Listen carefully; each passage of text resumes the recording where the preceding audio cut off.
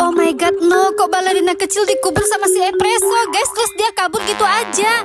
Nah ini untung ada Tungtung yang gak sengaja lewat nih guys. Dia dengar ada suara anak kecil nangis di dalam pasir. Ayo Tungtung cepetan. Oh my god, no, tuh kan bener aja. Ayo.